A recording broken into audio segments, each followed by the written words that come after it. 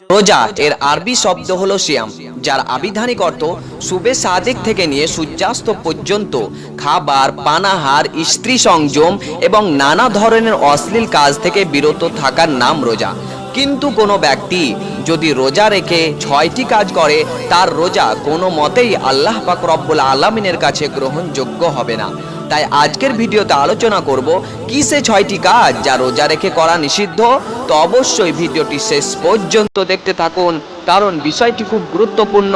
বিষয়টি জানতে হবে এবং জেনে তা থেকে বাঁচতে হবে।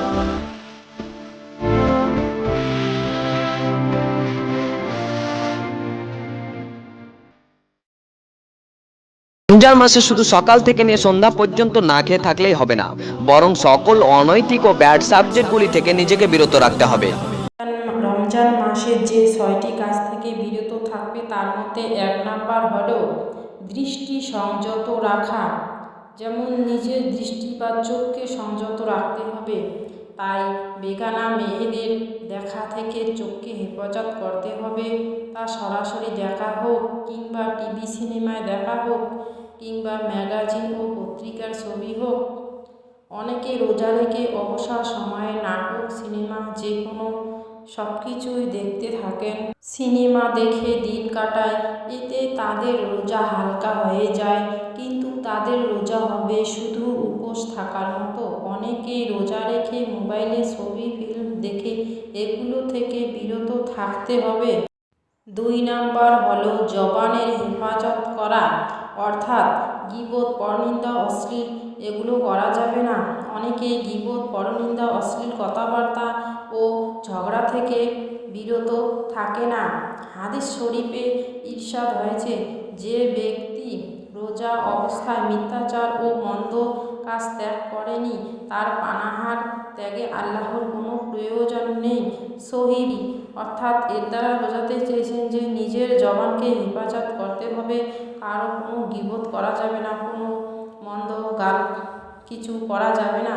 এর থেকে সবাইকে বিরত থাকতে হবে। নবী করিম ইরশাদ করেছেন, রোজা অবস্থায় তোমাদেরকে যেন অশ্লীল কথা কেউ না বলে, শোরগোল হট্টগোলে লিপ্ত না হয়।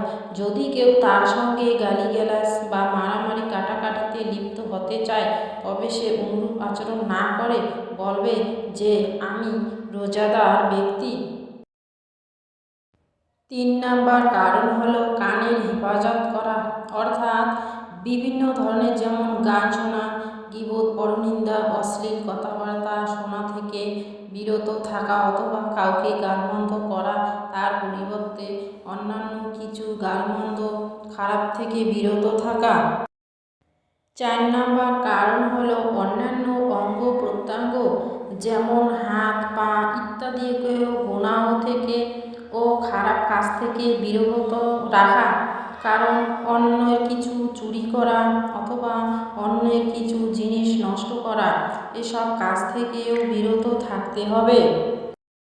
5 নাম্বার কারণ হলো অন্তরকে শুদ্ধ রাখা।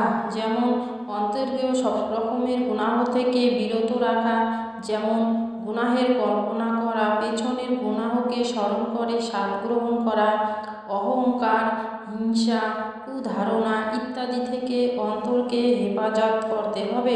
রাসূল সাল্লাল্লাহু আলাইহি ওয়াসাল্লাম বলেছেন যে অন্তরকে হেফাজত করতে না পারলে তার রোজা মাকরুহ হয়ে যায়। এইসব গুনাহ থেকে নিজেকে একদম বিরত রাখতে হবে। 6 নম্বর, যেটা একদম গুরুত্বপূর্ণ একটি, তা হলো সেহেরি ও ইফতারে হারাম আহার পরিহার করা। অর্থাৎ ইমাম গাজ্জালি রহমাতুল্লাহ আলাইহি বলেন, যে ব্যক্তি সারাদিন রোজা রেখে হারাম খাবার দ্বারা ইফতার করে, সে যেন একটি অট্টালিকা নির্মাণ করে আর একটি শহরকে ধ্বংস করে দেয়। অর্থাৎ আমরা যখন ইফতার ও সেহেরি করব, তখন যেন সেখানে কোনো হারাম খাবার আমাদের পেটে না যায়। এই হারাম খাবার দিয়ে সেহেরি বা ইফতার করলে আমাদের রোজা হবে না।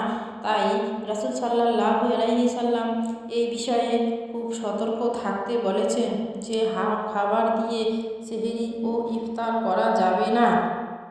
ভিডিওটি ভালো লাগলে লাইক, কমেন্ট, শেয়ার করবেন এবং এরকম ভিডিও পাওয়ার জন্য চ্যানেলটিকে অবশ্যই সাবস্ক্রাইব করে রাখবেন, যাতে পরবর্তী ভিডিও নোটিফিকেশন সবার আগে আপনার কাছে পৌঁছায়।